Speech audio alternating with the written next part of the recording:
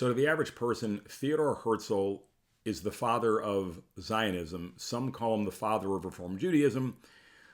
I like to dig a little bit deeper, and I think his life was both incredibly inspiring and incredibly sad, mainly because that which he spent his entire adult life and all of his money on, which eventually came to fruition in the state of Israel, not only did he never see, his family never saw, and none of his children survived.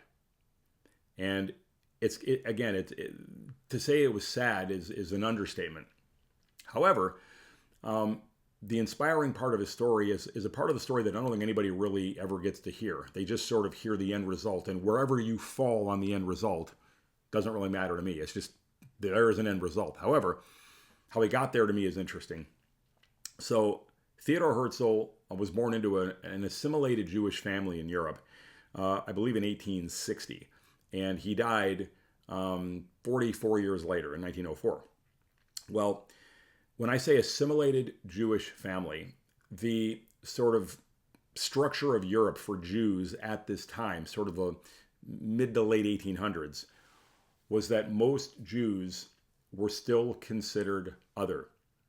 And even though they tried to get into arts and sciences and universities and politics, etc., sort of the guts of society, they were still considered other. So either you had to assimilate into society, change your name, change your look, you don't go outwardly Jewish, or you simply convert.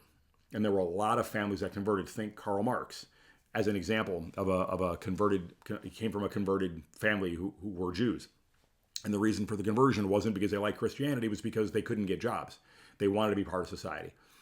So in Herzl's case, his family were assimilated Jews. And he initially got himself a law degree, and for whatever reason, didn't like law, didn't love law, I don't know. He ended up shifting towards journalism and as a playwright. And really the key element to his life was in 1894, and that was the Dreyfus Affair. And the Dreyfus Affair simply, there was a military intelligence leader in the French army named Dreyfus. He was a Jewish man. He was accused wrongfully of, I believe, passing on secrets to Germany. The person that actually did it happened to be a Catholic person. Doesn't matter. But for the time period, Herzl was sent up to sort of cover the story for whatever paper he worked for. And his opinion at the time, it still wasn't, we're other, at least not yet, meaning Jews weren't other. However, he goes and he reports on this story, and he watches the mob try to go after the courthouse, screaming death to the Jews. They weren't screaming death to the traitor. They weren't screaming death to Germany. They weren't saying down with that. They were screaming death to the Jews, which is kind of sort of what we're hearing all over planet Earth today in 2026. Different story for a different time. However, that either pissed him off or lit a fire. I don't know what the definition is. I'm not around. I didn't get to talk to him. However, it sent his life on a whole different trajectory. That moment in time, 1894.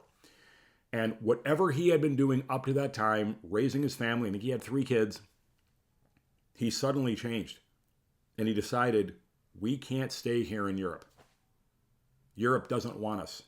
And as much as we try as Jews to become part of a greater society, they don't want us. Now, this is 50 years before the Holocaust, 50 years before Nazi Germany. But the fact that even in the 1800s, Jews were still considered other was a fact that was not lost on Herzl at all. He knew it. Problem is, there was nowhere to go. At the time, he and many other Jews continued to look towards, let's call it Palestine, because even then, Palestine was considered mainly Jewish. I know y'all want to fight me on this. You can pull up the old documents. You can pull up old records. It's a fact. Nobody's going to change it. It's a fact. So, and we can all discuss later how the name Palestine came along, etc. However, that's where he felt the homeland for the Jews was going to have to be.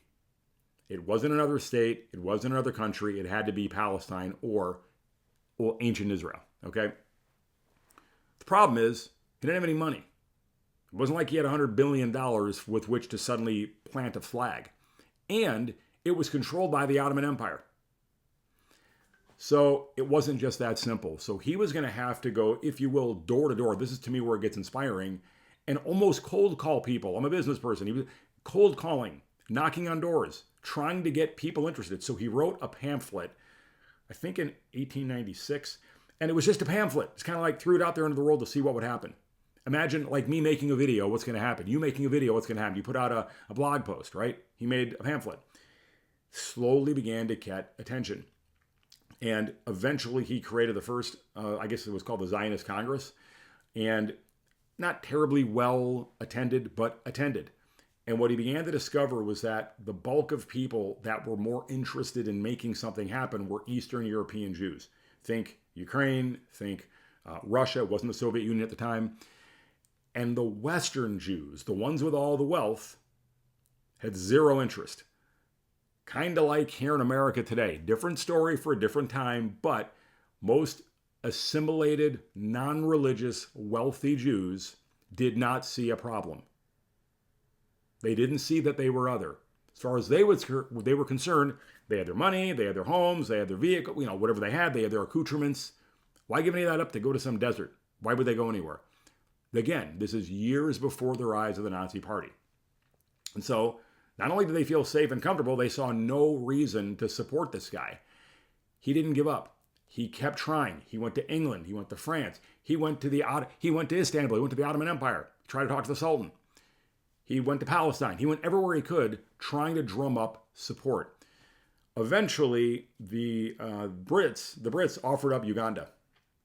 And he pitched that at the Congress, I think the second Congress or third Congress, and everybody agreed. Why are we going to Uganda? We were never in Uganda. It was never our home. Palestine, that's our home. Okay, that's got to be Israel. This is where we live. This is where our history is. This is where the history from the Bible is. This is where we came from, not Uganda. Eventually, again, in 1904, he dies. He dies penniless. He was broke.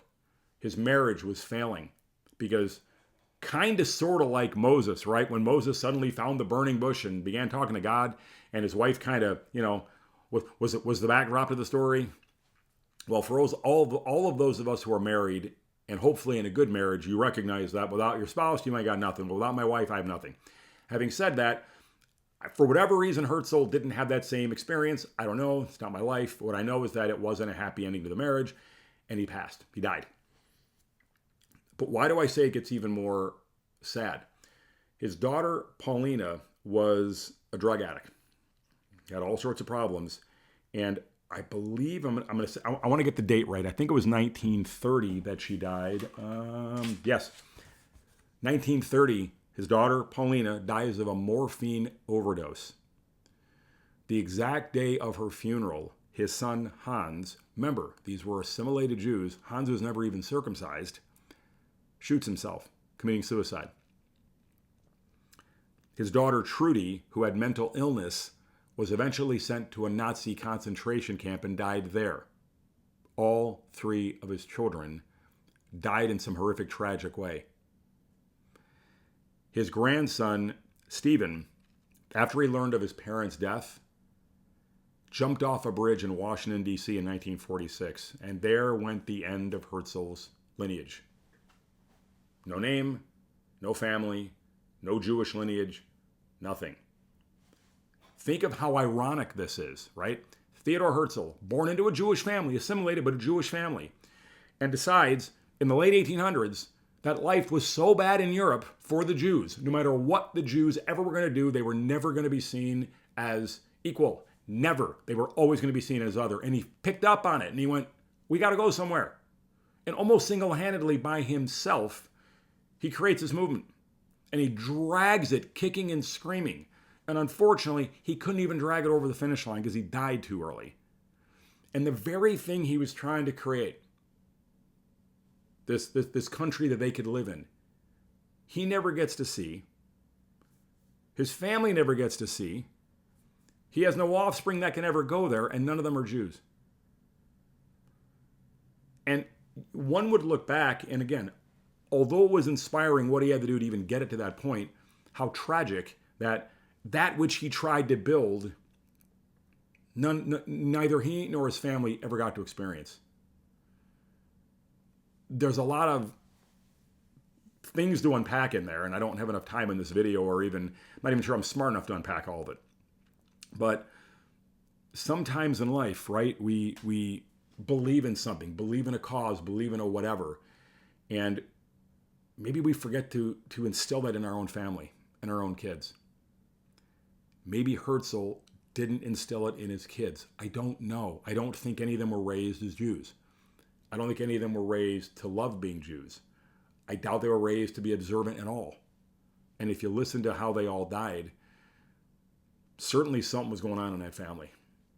Yet, while Dad was out trying to save Jews and create a homeland for Jews, he couldn't even save his own family. It's just a tragic ending to an inspiring story. But I think the point of my video is you can have both inspiring and both tragic outcomes in pursuit of something. It happens. That doesn't mean you shouldn't pursue it. But I feel like the way I try to run my life is I try to instill the same excitement and enthusiasm for what I'm doing into my kids. Doesn't mean I'm trying to shove my values down their throat or shove my ideas down their throat, but I am trying to show them why it gets me excited, and hopefully they get excited with me. And if they don't, I try to find out why, so that we can hopefully be on the journey together, so that my family doesn't end up the way Herzl's family did, I hope. Anyway, that's my video today. If you like it, give it a thumbs up. I try to make fun, interesting videos here at the bottom of Feeder. I try to give you things that are kind of interesting to me, but I try to unpack them. I try to get right down to the bottom of it to find out what's really the story, sort of behind the story. And not enough people talk about it. So I'm hoping that I've interested you enough to have stuck with me through the video. Again, if you like it, subscribe, hit that subscribe button. You want to make a comment, please share with me thoughts. Share with me what you think about it. And we'll catch you in the next one. Thanks for watching. We'll see you.